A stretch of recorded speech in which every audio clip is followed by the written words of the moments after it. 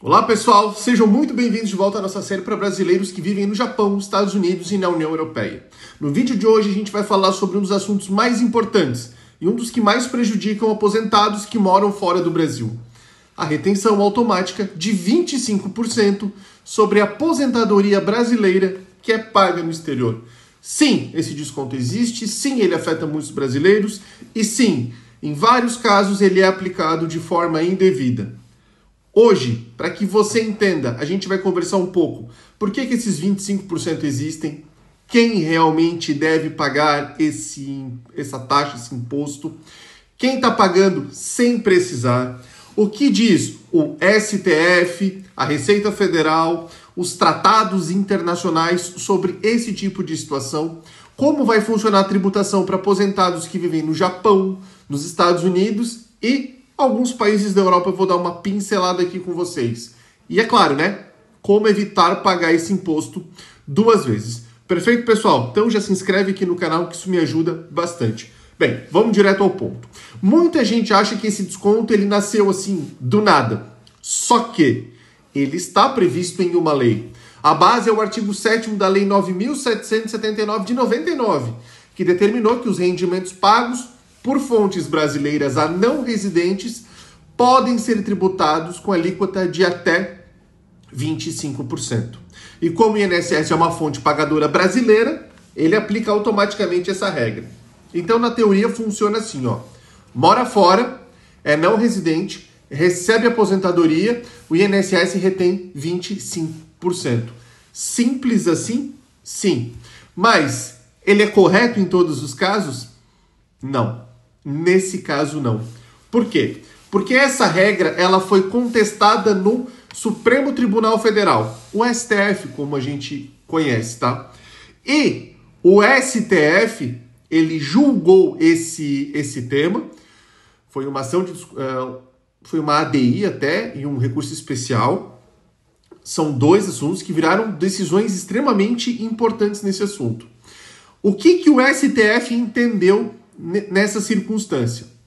A cobrança de 25% ela é válida, mas, e esse mas é que pega tudo, ela não pode resultar em uma tributação mais alta para o brasileiro que mora no exterior do que seria para quem mora no Brasil. Ou seja, deixa eu explicar isso aqui.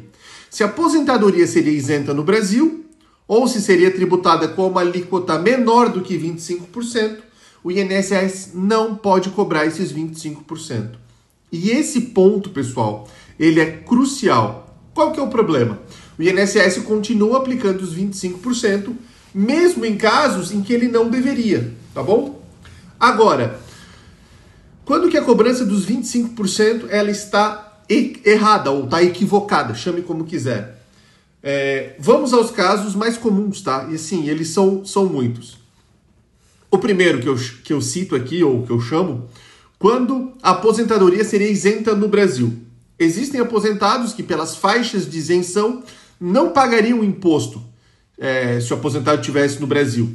Ainda assim, o INSS retém esses 25%. Tá errado, tá? Ou, quando existe tratado de bitributação, e essa muita gente não sabe, tá? Se o aposentado mora em um país com tratado fiscal, a tributação ela pode mudar completamente, porque existe um acordo com isso.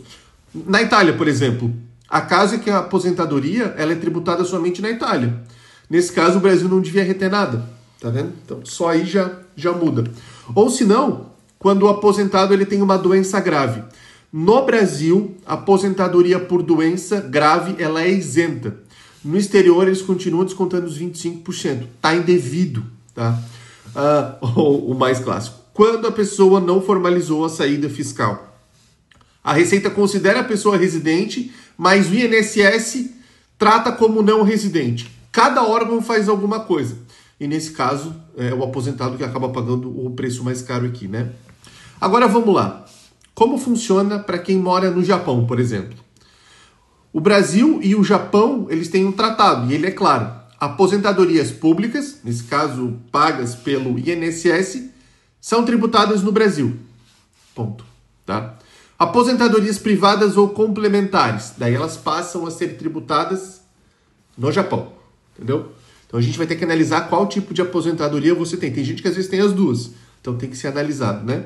Só que atenção, mesmo quando o Brasil tem direito de tributar, o STJ e o STF já afirmaram que não pode haver tributação excessiva. Se o valor seria isento no Brasil, não cabe aplicar esses 25%. Então, atenção. Outro ponto que merece a devida atenção, devido cuidado. O Japão tributa aposentadorias dependendo do seu status de residente fiscal. Quem é o Permanent Resident pode ser tributado sobre a sua renda mundial. Quem é o Non-Permanent pode ter uma regra diferente. E isso precisa entrar no cálculo para evitar que você pague esse tributo duas vezes. Felipe, qual que é o cenário mais comum, tá? Vamos falar aqui a regra geral.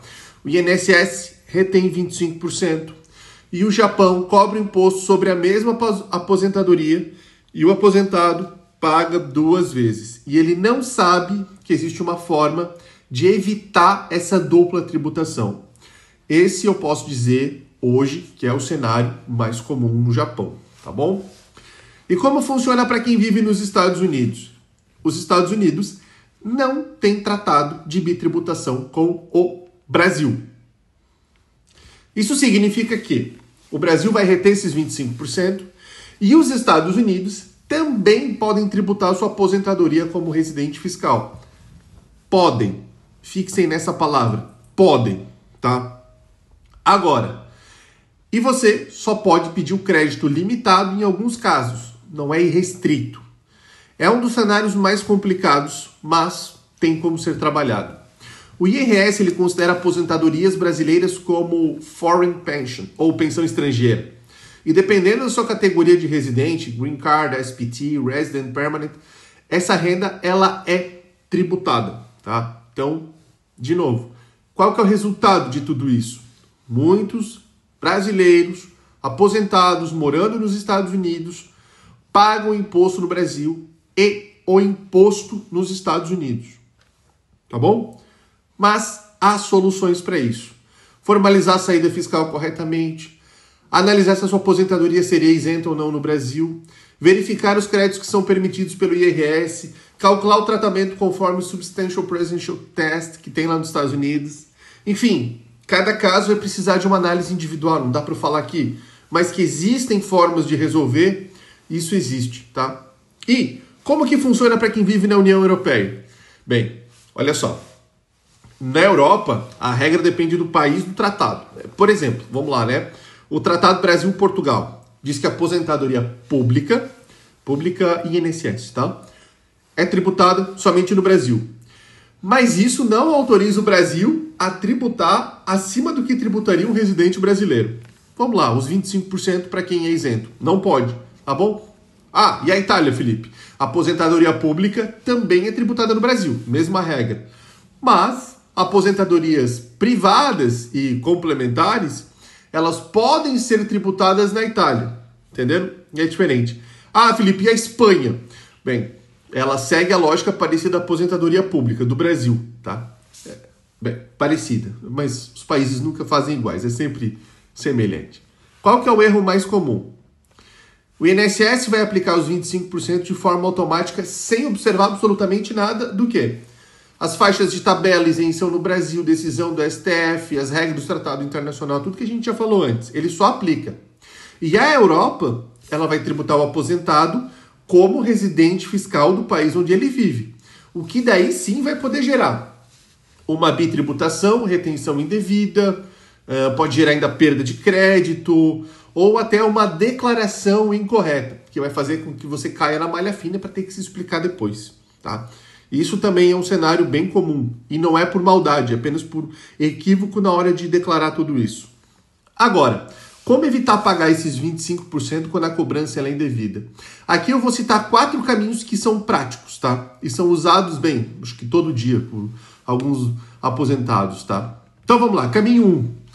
Conferir se a sua aposentadoria seria isenta no Brasil. Isso é a primeira coisa que tem que fazer. Se ela for isenta, os 25% são indevidos. Qual que é a base, Felipe, para isso? Tem as decisões do STF.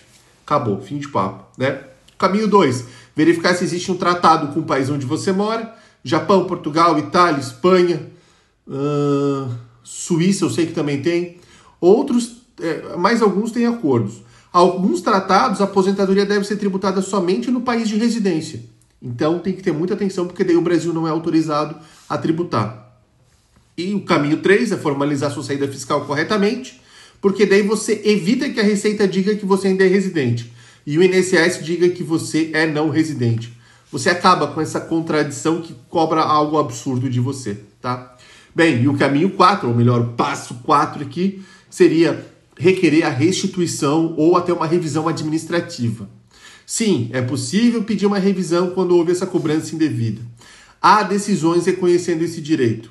Agora, se não conseguir pelo meio administrativo, o meio judicial com certeza vai dar um jeito nessa situação para você, tá bom? Agora, deixa eu só colocar aqui 2 cenários hipotéticos para facilitar o pensamento de todo mundo. Vamos lá, cenário 1, aposentado recebendo R$ 2.500 por mês. No Brasil, esse valor vai cair numa faixa de isenção ou vai pagar um imposto muito menor do que 25%. Tá? Eu digo isenção porque vai ter um crédito até de R$5.000, vai estar na isenção a partir do ano que vem. O INSS retém R$ 625, é uma cobrança indevida nisso aqui. Então, tá bom? É bem complicado. Cenário 2, vamos pensar que um brasileiro está recebendo 900 euros na Itália. O tratado de bitributação, ele vai determinar que essa cobrança no Brasil ela é indevida porque a residência fiscal dele na Itália permite que a tributação somente seja descontada na Itália, não no Brasil. Então, a gente está, sim, diante de uma cobrança indevida por parte do Brasil. Se a gente for seguir à risca o que diz o tratado de bitributação entre esses 2 países, tá bom? Mas, de novo, isso aqui é um vídeo educativo, isso é uma regra geral.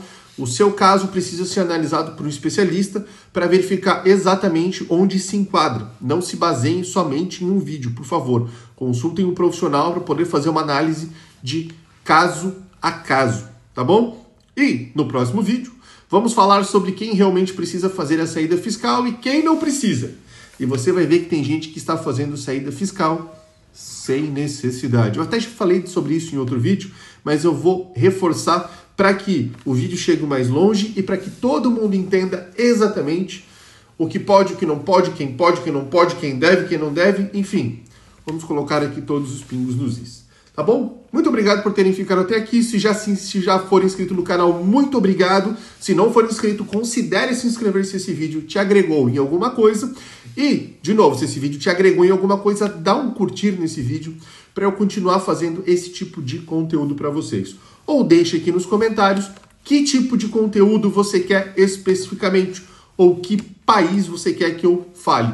Vai que o Brasil tem um acordo de bitributação, algo na mesa, como o da Inglaterra, a gente já vai fazer uma série para tratar sobre isso. Enfim, e várias outras coisas. Tá bom? Muito obrigado e até o próximo vídeo.